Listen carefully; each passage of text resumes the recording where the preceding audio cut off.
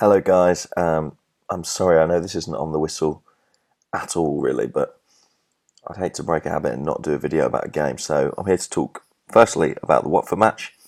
Second of all, more generally about the transfer window.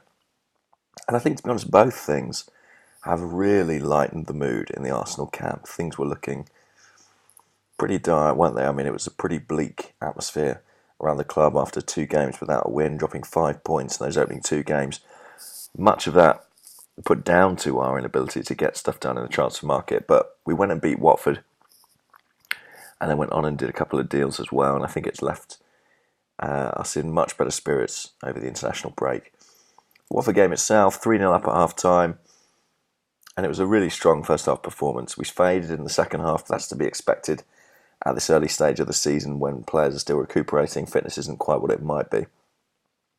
What hinged the game, really, what made the game for us, I think, was the return of Mesut Ozil, who was outstanding, I thought.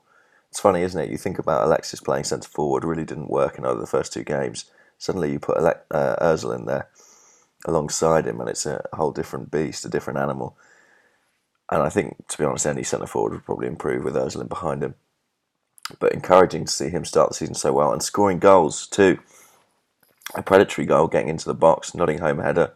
Should never have been allowed to cross that as much as he was, Alexis. But once he did, great that Ozil got on the end of it and planted his header beyond the keeper.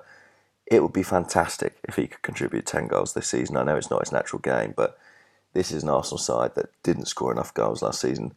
And that number 10 role is somewhere where, we do need people to be delivering. So hopefully Ozil can. Behind Ozil, we had Cazorla and Xhaka.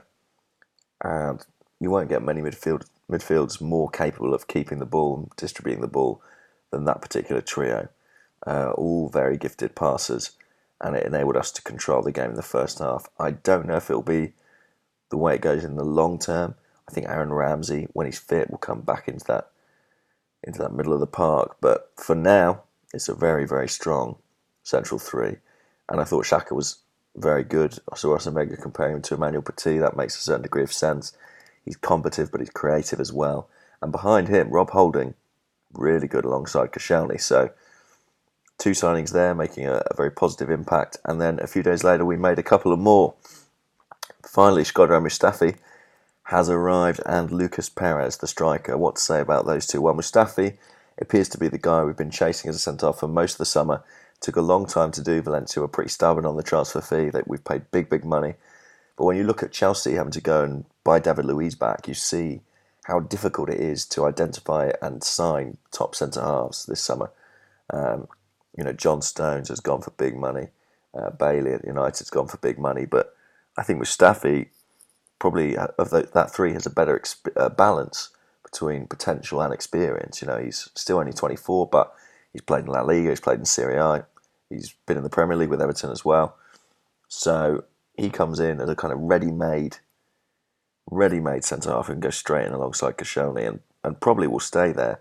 Obviously Mertesacker and Gabriel both out injured, but Mustafi, he's more than cover, he's an upgrade. And then Lucas Perez, well, that feels like a calculated gamble. I mean, 17 goals in La Liga last season, but before that, a journeyman career.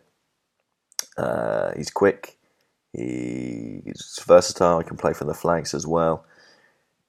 What to make of this one? Well, he wasn't first choice, was he? We think Jamie Vardy was. Then we suspect Alexandre Lacazette was next on the list. I think there may have been a couple more before we finally hit Lucas. But the main thing for me is that Arsenal at least went out and did something.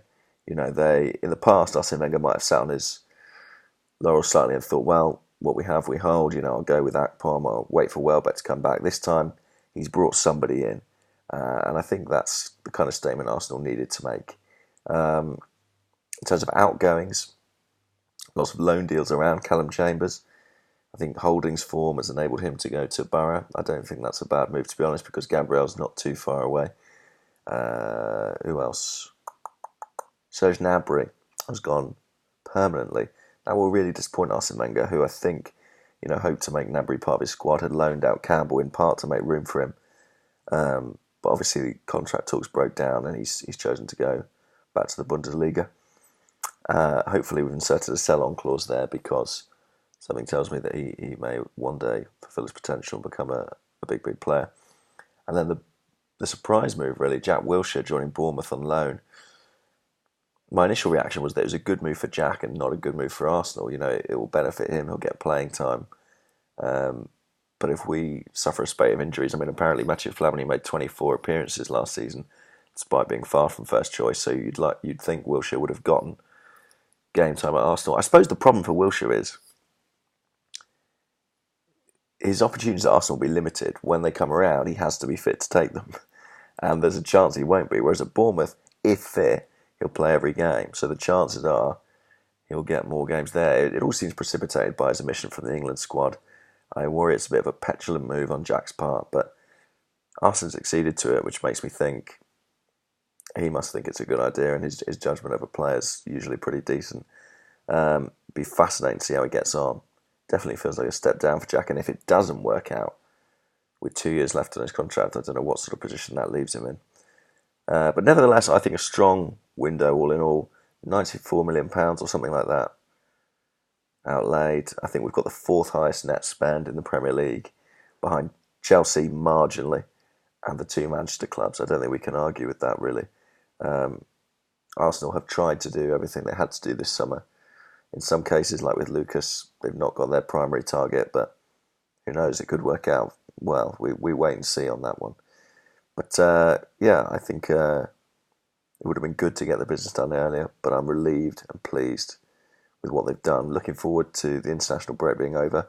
Fingers crossed all the players come back without too many injuries, and we can have a look at what these signings look like on the field. Speak to you then. I'm going to the next game. Southampton at home. Cannot wait. My first game of the season. Cheers.